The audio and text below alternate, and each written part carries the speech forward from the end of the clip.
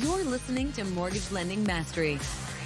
Get the knowledge you need to advance your mortgage practice quickly and efficiently from Jen Duplessis, America's mortgage mastery mentor with over 37 years of experience and over $1 billion in lifetime fundings. Jen has been mentoring loan officers and realtors for over 15 years and speaking on stages across the globe. So settle in and get ready as Jen and her guests share their experience, passion, and strategies to help you crack the top producer code to reach new heights in your business. And now, here's your host, Jen Duplessis, Mortgage Mastery Mentor and head chick in charge of Kinetic Spark Consulting.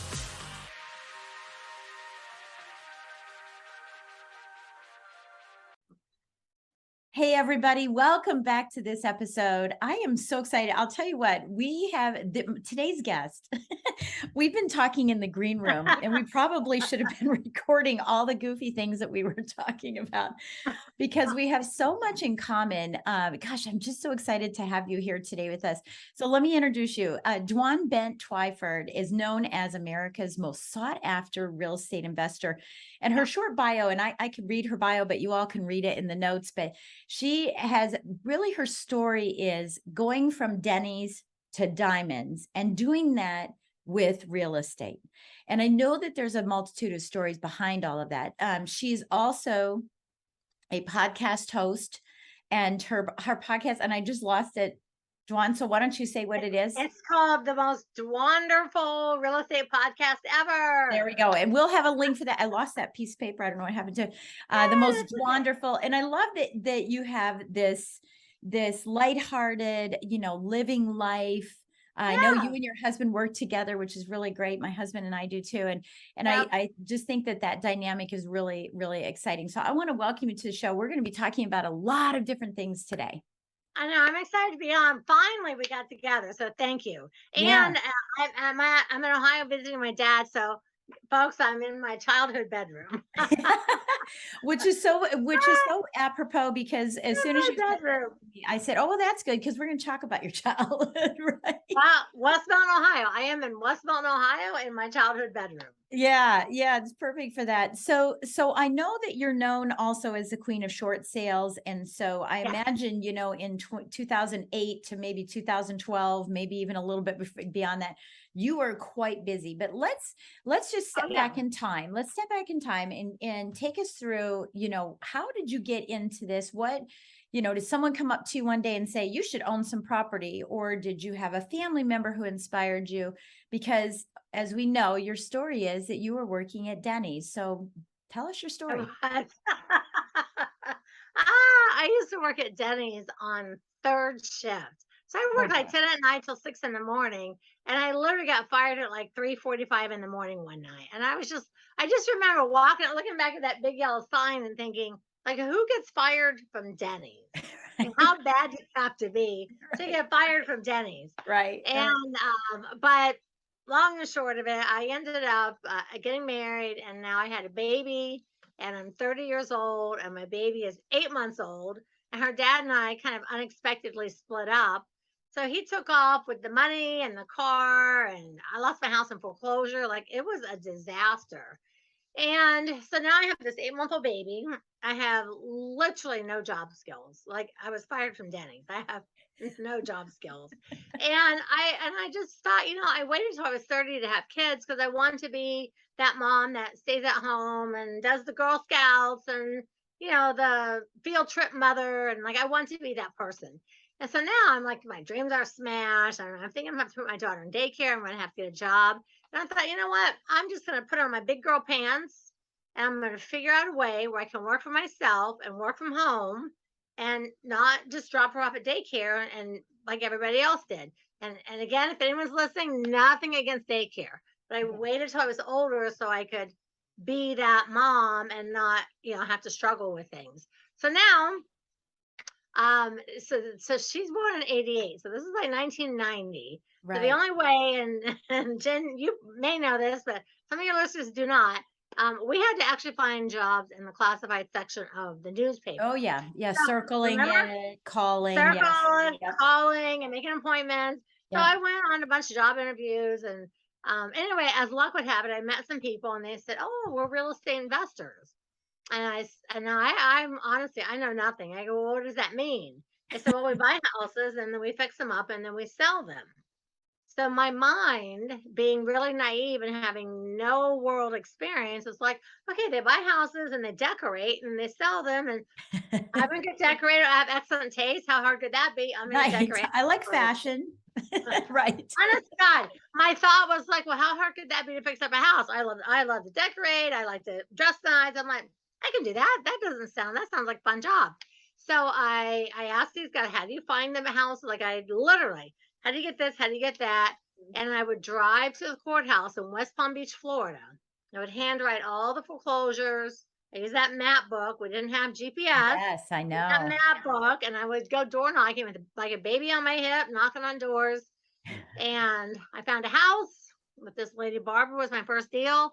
And I agreed to, if she'd move out, I'd move in. We'd split the profit. I'd fix it up, decorate. And not the same thing. I had to go And to Home where was Depot. I had to this? take Where was classes this that you started doing this? in Florida, in Boynton Beach, In Florida. Florida. Yeah. Yeah, in Boynton Beach, Florida. That's where I live. And I went there after high school. So I've been in Florida since high school. And I fixed up this house and we split the profit and I made $22,000 on my first deal. And Wow. I was like, Back oh my then. God. Yeah. Yes. And so, back then I was like, Yeah. oh my God, I have $22,000. Like I'm so rich right now.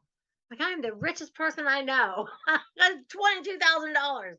But it was, I mean, that's a lot of money today, but it was like life changing I 30 know. years ago. Yeah. Life. Well, you know how life-changing that is, to give you some perspective too, because my son was born in 86. And Yep. my husband and I were married in 83, and I had gotten a job, my first job in the mortgage business. And I was well, I studied in college and everything, but I didn't get my real job and stuff. So I worked at a tanning salon until I could find what I wanted, because I couldn't find anything. And way back then, those tanning Yeah. salons were horrible. But I thought I had arrived. My job, Oh yeah. my first job in the mortgage business was not hourly. It was a salary. Ha ha ha. Mm. And it was a whopping $749 a month. So when we Wow. look at how much that is on an annualized basis, 22,000 is a lot of money. That's 2 years So of much work for money. someone in that time frame. I know. I was Mm. like, am I, like I said, I'm in my childhood bedroom. So I'm in Dayton, Ohio. And my dad, he worked for the power company and he remarried. And my stepmom worked at General Motors. So they were working factory jobs and working for the power company like the whole year and didn't make that much money. And I was just like, oh my gosh, I'm going to do it again. So at this point, I have no money. So I move into another foreclosure and I fix it up and I sell it. So I'm moving Ayla around. She's not in school yet. And I made $50,000 on my second deal. Oh, And I God. lost my mind. I was like, oh my God, I'm so rich. And that was it. I was like, I'm not ever doing anything again. I just made $72,000 between these two deals. And that was it. I like lost my mind over that. And I've been doing deals for over 30 years. My daughter's 33 now. So I've been doing deals all these years. And I've done over 2,000 personal deals. Yeah, I love that. And I know you funded, over $1 billion, which, of course I pulled in because that's what I did in lending. So it's great that I Yeah, found yeah, yeah. another woman, No. who's done that. I think that's wonderful. So now you've done all of that. And I know that you're, let's talk about, before we start going forward, about what you're doing today and who you're helping and serving. But, imagine there were some challenges that you had as well. And I think that, speaking to breaking through glass ceilings and speaking to, Yeah. some of the struggles and challenges to overcome, because a lot of people want to be investors, but they don't know how to take the next step. And you and I were talking about this in the green room. There's a lot of investor wannabes. And for me, I think it's important to be a real estate investor because it creates wealth. And it's another avenue, it's another avenue of income rather than the job. So what kind of struggles, or what if you look back on all of that? I mean, I'm sure you've got that one nasty one. You don't have to tell us about it, but what have you really learned? What have you really learned? Well, you know what? process, over that When time? I started back, so you gotta remember, this is like in the 90s. Mm-hmm. So like women are still wearing, like I'm still wearing my bleach blonde permed Big hair, hair. Yep. and I'm a Shoulders. single mom, and I've got like, the Yeah. girls are right there. Yep. And I think that I had a hard time getting people to take me serious. Mm-hmm. I had a really hard time because at that time there was not even a real estate investing group yet. There were no RIA groups. There was no Right. meetup, like nothing existed. So I had a hard time in the beginning, Good old boys getting club. people to take me serious and breaking into the boys club. Mm-hmm. And but a RIA group finally opened up in South Florida, and I started going to it. And the first one I went to, they had 80 people. There was like 80 people there, and I thought, oh my god, look at all these people. And then I remember looking around, thinking, I'm the why only aren't there any woman. women here? And I did not realize, like, that was new news to me that this was like a man's business. I was like, well, I already done like 4 deals, so I already made like 150 grand. I didn't know women didn't do this. So I had a hard time getting the guys to take me serious at first. Like, oh, because I was rehabbing. They're like, you don't know. I'm like, dude, I do. I helped my dad build this house. I know how to fix stuff. I know how to use tools. I have more tools than you have.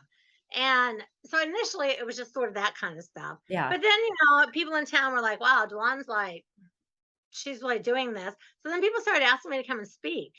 Like, hey, would you speak at my real estate group? And I was like, sure. Like, how do you do What do I that? talk about? What do I do? So we use those transparencies. Remember those transparencies? Oh, yes. The overhead projectors. Yeah. The overhead thing. Yeah. So I was like, okay. So I made some Yeah. transparencies, and I spoke at a couple real estate groups. I thought, you know what? I'm going to write a home study course. I like doing this. I'm really good at it. I'm making a ton of money. So I wrote a home study program. And then because I was wholesaling so much, I started deals were getting too tight, and I started calling the banks and said, hey, I need you to knock off some of these fees. Like, these deals are so tight. And then I like kind of stumbled on short sales, because even in like the early 90s, it was not like the tag was not specifically short sales. It was like Right. shorting, discounting, and different things like Right. that. Right. So I actually wrote the very first short sale program for real estate investors. And I trademarked and copywrote it. And then I got the trademark on the term short sales as it applies to real estate investing. So I Wow. own the registered trademark on short Wow. sales. Wow. Wow. Yeah. And So then I we got book truly are. deals, and then people gave me book deals, and I was like, oh, I can write books for money? Yeah. I like to do that. This is So I started writing exciting. books, and like Yeah. it all just rolled into this big thing. Right. And I mean, so we really are talking to the true short sale queen. I love that. I am So the true, and I have the Queen of Short Sales trademarked as well. yeah, I'm sure you do. I'm sure you do. Okay. So, so you stumbled upon that. And I know over time, the great thing about real estate is that there's an ebb and flow. You can do short sales for a couple of years, and then you do foreclosures, Yep. and then you do fix and flips, and then you do buy and holds, and then you do wraps or whatever, whatever they're going to be, and then move into commercial, right? Trade in your houses on the Monopoly game and get bigger houses, etc. As you started making that transition, you started realizing that people were going to need you. People really Mm-hmm. admired and wanted to find out what you've done. Where did that take you in your practice? Where did you start deciding to go? Do I still want to stay an investor? Do I want to be a speaker? Do I want to just be a coach to these people? Where did that start taking you, and how did you maneuver through that decision making? Because that alone is a glass Yeah, ceiling of where do I go? it is. I was just telling my coach the other day, because I came back from Europe, and I've had some epiphanies, and you know how you get to a Y in the road? I'm actually at Yeah. a W in the road. Oh. I have multiple decisions right now. Yeah, I'm at a W in the road. So imagine back then you were probably at a W in the road where you had all these different options presented to you. And so how did you decide what you were going to do, and what was it that you decided was going to be the most prominent piece of your practice?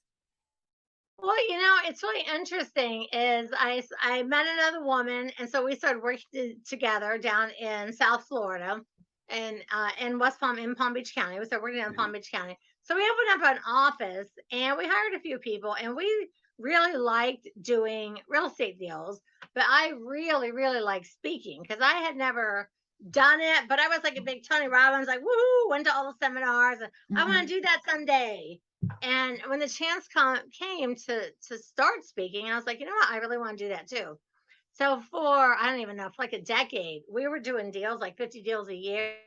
and traveling and speaking, like just all Oh, over the wow. place, Yeah. doing Yeah. all of it. Yeah. Because I still, and oddly enough, I still do all of those things. Like Mhm. I really like to speak, so I like to train and teach and like bring up new people because we specifically buy foreclosures. I buy Mhm. specifically foreclosures. And because I was that broke single mom that went through that hot mess, I thought, there's millions of other people in the same shoes I was in, and nobody came to help them. So I specifically stay into the foreclosure arena because there's no one to help them. People lose their houses every day and no one comes to their rescue. So Yeah. I guess I still have that. Like I want to help all the people not lose their house. But I still like to speak. So I usually travel like about once a month for speaking because I really like it. I like getting new students. I like teaching new people. I like people sending me copies of their check and they made like 80 grand on a deal. And I'm like, Yeah. Yeah. thank you for letting me be part of that. Yeah. And right now, my husband and I, we lost our minds in the last couple of years. We actually bought like 90% of a town. So we're Right. I know. rehabbing. I can't wait to hear about this because I know you're renovating the whole town. We're renovating a town. I was like, what? We have lost our mind. But after you've been doing it for 30 years, like if someone would have said to me even 15 years ago, hey, you guys should renovate a town, I'd be like, oh my God, who could do that? And then now it's like we're doing it. And we even talked one day. I said, I wonder how many people just wake up one day and go, yeah, I think I'll renovate a town. Like, Right. who does Right. that? So where is this town? You don't have to give us the name of the city if you don't want, but where is the town located? Well, I'll tell you, it's in Clinton, Iowa. Okay. So my husband's from Clinton, Iowa, and it's Uh-huh. right on the Mississippi River.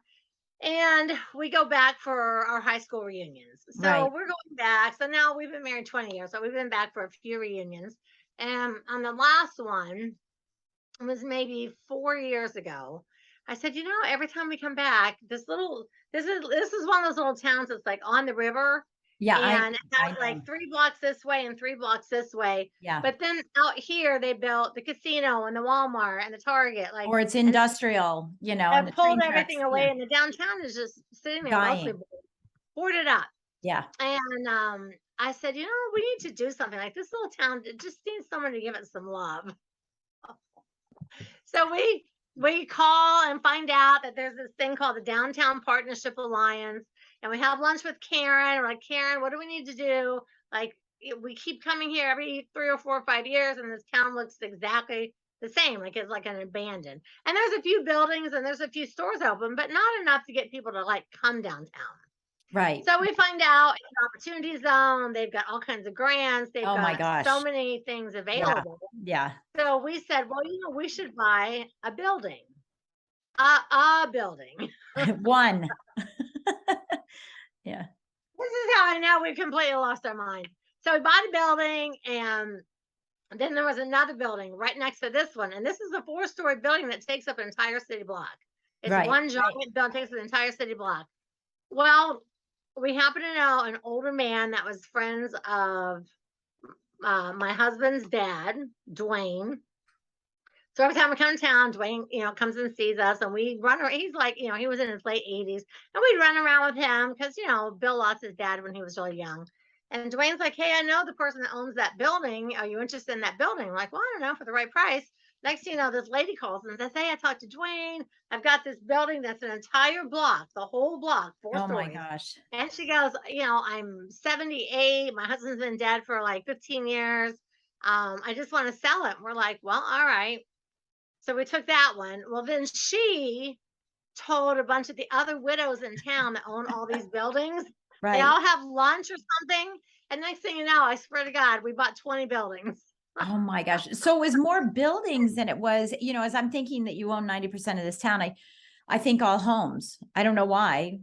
I mean, Oh no, this is a city little has to have downtown. So it's like buildings. 3 blocks. Yeah. It's like 3 blocks and 3 Yeah. blocks. And there's a restaurant and a boutique and a coffee shop. And we opened an antique mall. And there's just all little shopping. It's like a little shopping Wow. little Yeah. shopping mecca. So So now we're in the everybody's coming process of in. rehabbing these buildings and putting some Yeah. businesses in them and renting out commercial spaces. But being part of the Downtown Alliance, the downtown pays their taxes into this one pot. Everyone Right. owns a building, pays taxes, not to the city, but to this one little pot. So now we get to vote on things like we should have a fall festival, we should have a parade, we should have music, we Bring should have these people things in. that bring people downtown. Yeah. And Yeah. so it's booming. It's gone up. The values have gone up 38% in the last 2 years. Wow. And Which is huge for some, for a small town yeah, in middle it's America. huge. Yeah. It's because we have, but here, let me tell you. So here's what we did. Because I like to share. Because I'm not Yeah. really a No, I gangster. love it. I love it. But, Yeah. but sometimes I can be like a total gangster. So Yeah. when you have downtown, if you own a building, you get one building, one vote. So Right. now this is a building that's been sitting here since the beginning of time. Right. And there are a few people that own like a building and live upstairs and they have one business and they all say, oh, we want to make this town big and great and wonderful. And then it comes time to vote and they won't vote to spend money on things. Like I watch a lot of Hallmark. I said, listen, we should be having an Oktoberfest. We should be having a Christmas festival. We should be having this and this and this. And That's funny. so some of the people are like, hey, I like Bill and Dwan. Let's vote with them. Then there's this other part over here. It's like, we're not doing that. We tried that one time 100 years ago and it didn't work. So I could never get some of these things passed. So I go to the girl, Karen, that runs the downtown. I said, how many more buildings or parcels do I need to control the vote? Oh And my she said, if gosh. you get Yeah, 5 this more, is you can gangster vote. for sure. She said, if you can get 5 more, you can control the vote. And I was like, fine, okay. So it's all right. So on this one street over, there's it looks like a garage for like semi trucks, but it looks like a thing with 3 bays, but it's actually 3 buildings. And then there's a storage unit and there's a parking lot and that's 5 separate parcels. So I was like, we'll buy that. So we buy that and then we go to the next meeting and then everybody's voting on stuff. And I say, hey, just to let you guys know, we bought 5 extra parcels. So here's what we're going to do. Right. And now I imagine, has this person come back to you and said, oh, I always knew it would work. And I knew, the values would go up. You know how that. Oh, yeah. So we started doing Christmas in July, which was the first thing that we got voted down on. I was like, I am really tired of everybody voting me down. I have great ideas. Like I have visions. Yes. And we did a Christmas in July and like 2,000 people came downtown for 2 days. Wow. And I was like, yeah. Here you go, guys. Yeah. So now this little town does all this really fun stuff. So Oh my God, that's so cool. I said, I'm a gangster when I have to be. So, Yeah. You spend all that But money. it's for We the have good of so much everybody. money. Right. Well, and it's Yeah. good. It's for the good of everyone. And I think that's beautiful. I love that you guys are doing that. Now, are you looking for another little sleepy town somewhere that you can do the same thing? Not yet, because we still have to finish this little sleepy town. We've got about 3 buildings that still are boarded up that we just haven't been able to get to yet. Yeah. But we've started 3 businesses. We actually started some businesses, which I don't really have a lot of retail experience, but I thought, well, it can't be that different from real estate. So I opened like a little antique mall and everybody rents a space and brings the products in. Oh yeah. Yeah. We opened up a clothing boutique where we just rent. That's just like rent. We rented the spaces and people bring the stuff in. I just had to have someone at the cash register. Yeah. So we started a couple of businesses and we've got a couple more buildings that we're working on. And there was like 4 people trying to sell us more buildings. So I told my husband, like, listen, do not buy any more buildings. Right. Stop. Stop buying buildings. Well, I love but I love the restoration. I love what you're doing for small town America. And I think that that's so important. And, I think it's really good. And it and I think there's a give back aspect of real estate. Yes, you're making money, but I think that, you're probably not making as much money as you could doing something else that would give you a better return. This is a heartfelt project. This is a project that requires a lot of blood, it's sweat, really and long tears. term. Right. And you have to It's deal long term. And yeah. Yeah, and when they're all done and everything's paid off and everything's been, and we're kind of restoring everything like back to the original glory because the town's beautiful. And people want in the 60s put all these like ugly facades on the buildings. Yeah, I guess because it was like the trendy thing. So we're restoring things back and it really is coming along. It looks so pretty. And everyone that drives down is like, wow, what happened to Clinton? It's like the Twyfords bought it.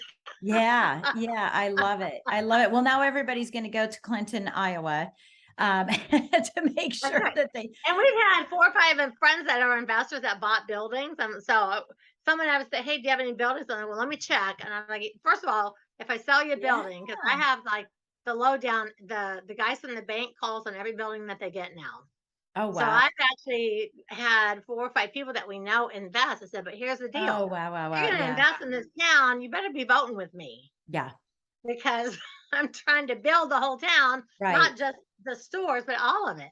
So, Right. so we've had about 4 or 5 investors come into the town and buy buildings as well. Wow, that's interesting. And it's so cool because, as a real estate investor, sometimes the mundane of the, do it again, do it again, do it again. Yeah. This, gives you a little spark into that. So I want to talk a little bit about what you think is going to be happening moving forward, because, as you know, we have high inflation.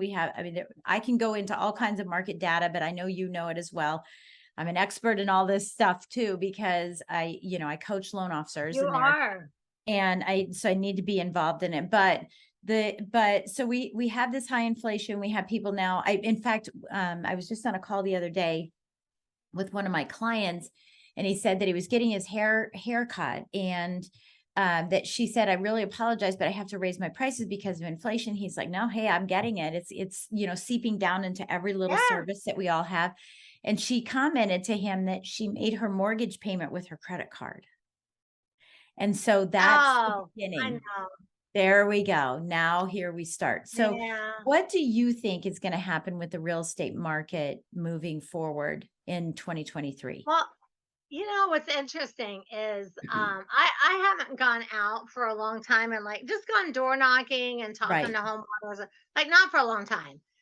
But my daughter and my daughter-in-law's sister, like, hey, we want to start real estate investing. We want to like do what you used to do. We want to go out door knock, talk to people. So I was like, oh my Right. gosh, I've been Oh, planning deals for a while. I'll go with you. yeah. So for the last 90 days, I've been door knocking twice a week with the girls. So I Wow. thought, what a better way to see what's happening than to talk to homeowners. Right. So Right. on Mondays and Fridays, and like nobody knows who I am, so they don't know. Like, oh my God, this Dawn's knocking on Who my are these door. people? Right. So I this is people. And so on Mondays and Fridays, I've been going door knocking. But you know what I've really found, which is kind of it's sad, but I was a little bit shocked by it. Almost every person that we talk to, they have not made payments since COVID. They're like the least person was 24 payments behind. But every person just about has a new car or a new truck. I know. And now see, Someone I did didn't additions. realize. People did additions on their house. And the Uh-huh. problem is, like now, Jen, when you go 24 months and don't make a And they mortgage payment, called. and you buy trucks, then what happens is you get used to living without the payments, and now you Yes. can't afford to live with the payment. Like these two guys that we just bought a house from, they had $100,000 worth of equity, but the two brothers own this house together. They bought brand new trucks. Now they can't afford their mortgage, and the bank wouldn't work with them because they already tried.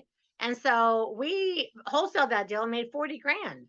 I was like, woo, 40 grand for me, 100,000 Well, for the see, and brother. that's, yeah. And I think that's amazing because, with COVID, there was the reprieve where people didn't have to make payments. And then, and then it came back in saying, no, you do have to make your payments now. Now you have to, but so what you're telling me is there's still people out there not making those payments. And, Yeah. that loan's going to get called. And not because Yeah. it's going to get, well, not necessarily, but when the bank comes to them and says, hey, all those back payments of 24 months, some more than that. You owe us 80 grand. And they go, Yes. oh boy. And so the equity Yes. means nothing, Means it's nothing. amazing. So you think I there will just be talked more to foreclosures, and I think there will be too. I believe so because I have in the last 90 days, I've probably talked to 100 homeowners. Wow. Because I'm like, I thought, you know what, let me just go see like from the homeowners, like what's happening for real. Because Yeah. the banks and the news tells you this thing and that. Yeah. But nobody, all of them have missed 24 or more payments. Every single person. And like the woman I just talked to the other day, she owes 60 grand to catch up her payments. Well, she can't, so she's got to sell her house. Is this And in this a other specific woman, area is this in your door knocking in Florida? yeah, this one woman lives up near me in the mountains, and I Oh, wow. In saw her name Colorado. on the foreclosure list. I thought, well, it's like a mile running over there, Yeah. and she's got I don't know $550,000 house, but she just got the pay out from the bank, and she owes like 62,000 or something Yeah. in back payments, and Just all these people, like one person I talked to owes over 50,000, another one owes like 60. Like they're not like 20 grand to catch up. They're like Right. 50, These are 60, massive. 70. Because houses in Denver, the cheap $500,000 house is like Right. in the hood. Yeah. And so these Yeah. people So owe, are upwards of you 50,000. right? And then are you bidding on these homes as pocket foreclosures? Are you bidding on them in that facet? And negotiating, say, for Well, example, because we've been door knocking, we're just buying directly from homeowners. okay. Okay. So They you're answer just the buying door, that they and you're talk to bringing the payment me, up to date and yeah, and they're yeah, just kind of walking taking away. over the houses. Yeah. Are you having to pay them to walk away? Give them first and last month's rent for the next place? I tell you what, a few people, we've given I them a think little it's bit of going to money to come. walk away. Yeah. Because they I do think have it's to gonna rent come. something. Yeah. And if you haven't made 24 months of mortgage payments, it's hard to rent because they run your credit. Yep. But Yeah. the biggest thing and the most shocking thing is like one woman bought a Mercedes. I'm just like, Yeah. what All is wrong with everybody? gratification things. Yeah. And they're going to lose their home. Yeah. Yeah. It's sad. It's sad. So So you, I believe there'll be oh, go ahead.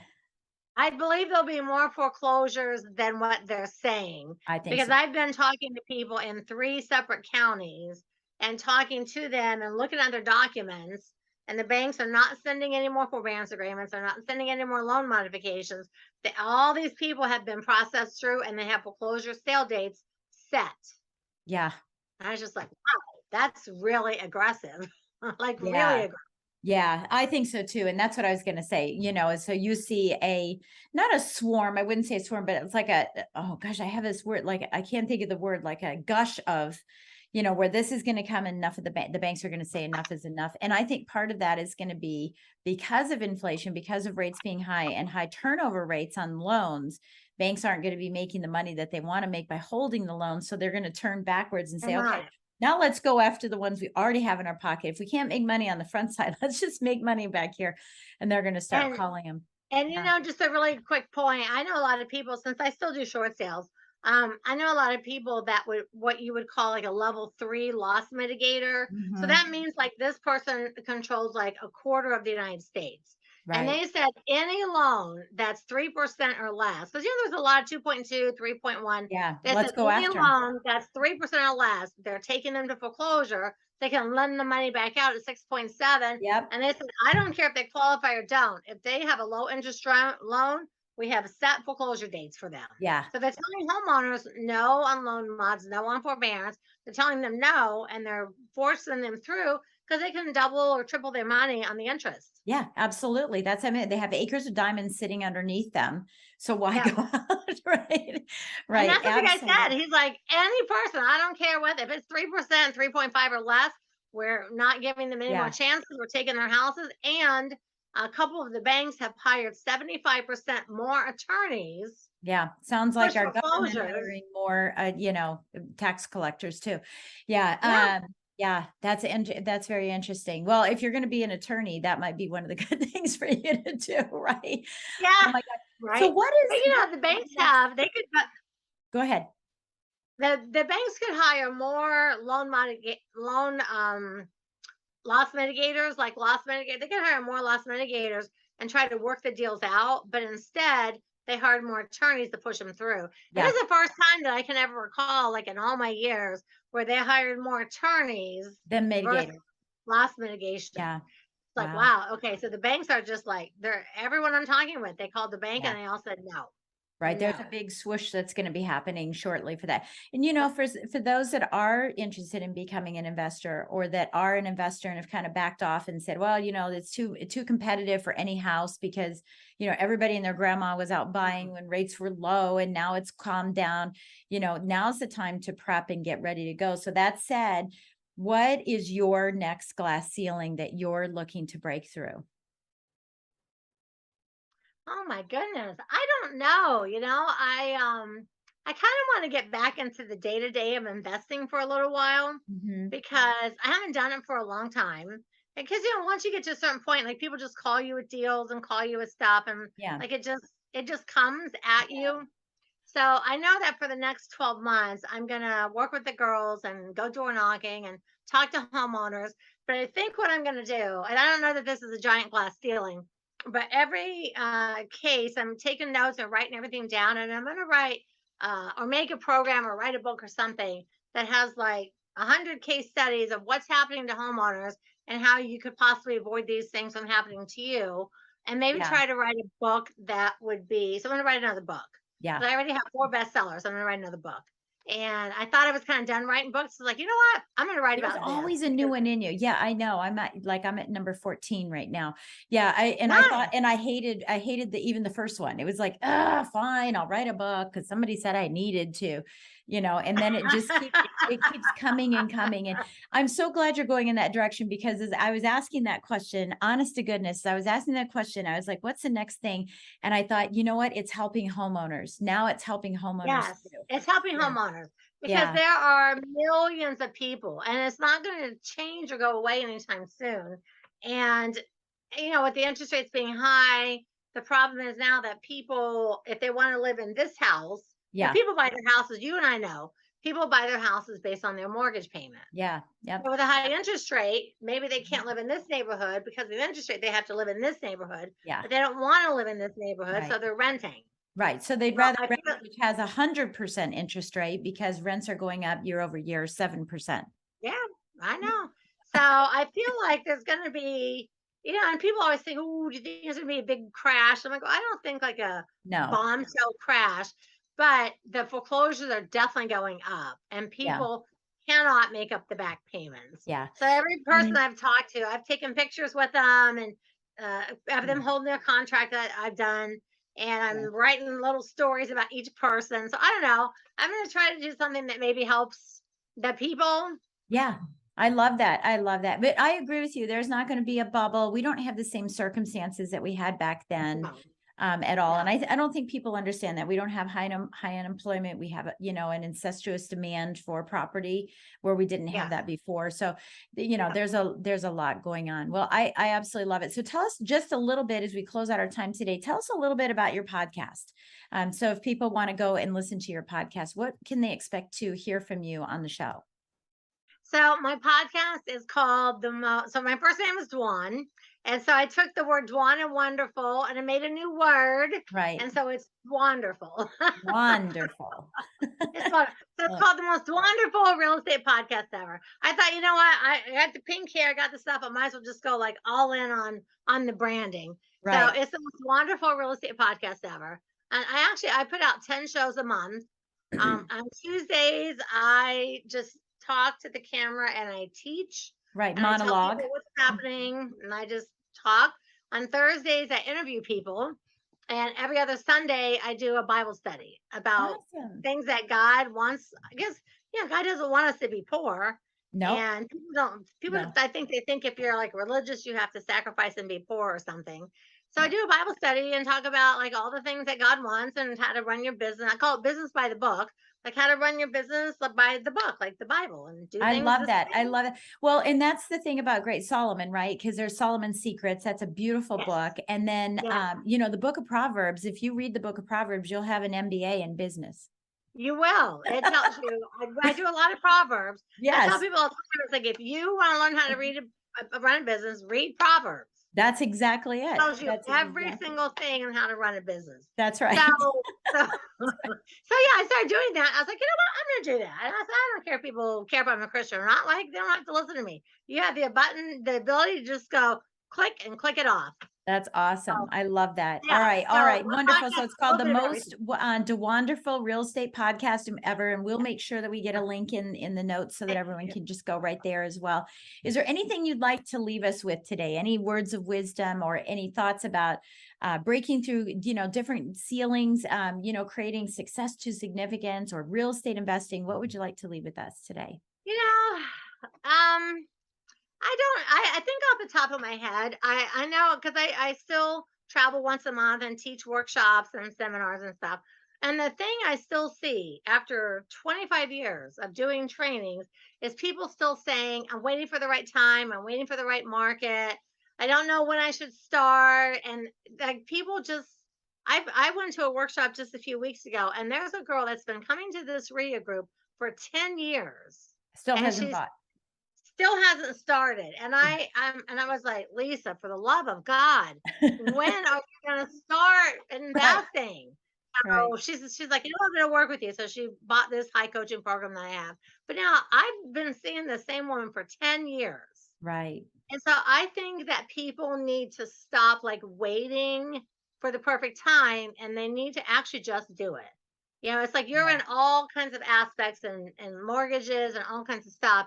And I feel like people they always just keep waiting for the right time, but every time is the right time. Yeah. Yeah. Every day is the good day Oh to my start. God, I love hearing it. I love hearing that. Every So day. I have the launch book. I was telling you about my first book. I didn't tell you the name, but the launch, it's called Launch, How to Take Your Business to New Heights. But we wanted to call it Shut the F Up and Go Do It. And then my publisher said, no, you can't be that rude. And I said, no, I know, but that's what I wanted to say. So then we called it Stop Talking, Take Action, Get Results. And we ended up changing the name to Launch, but that is the first thing that I say in the book is stop talking, take action, get results.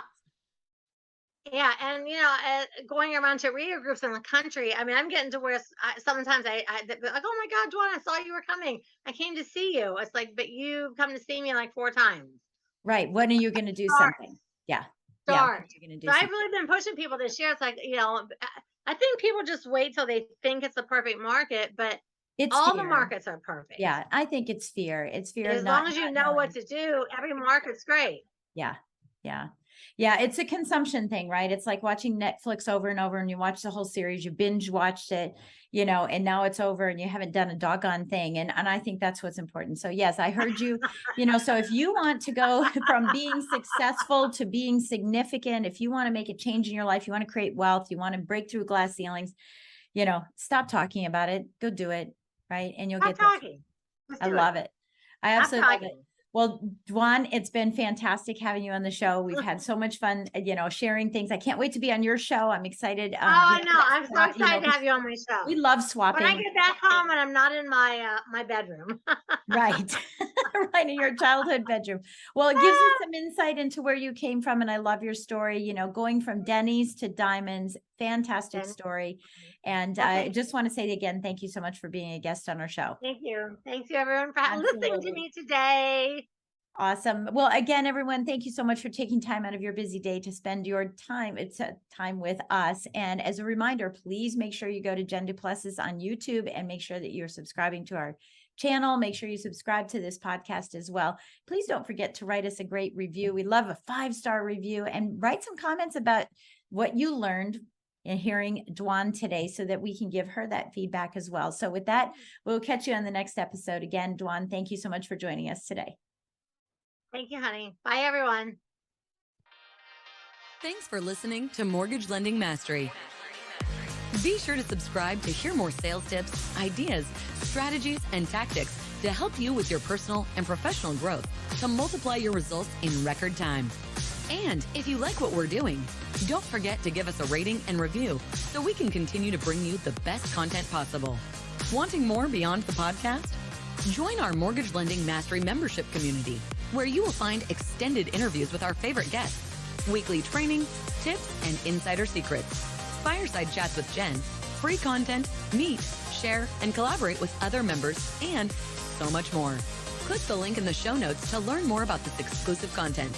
Mortgage Lending Mastery is an Industry Syndicate charter podcast. Industry Syndicate is the first podcast network specifically for the mortgage and real estate industries. Get the Industry Syndicate app in the App Store or Google Play today.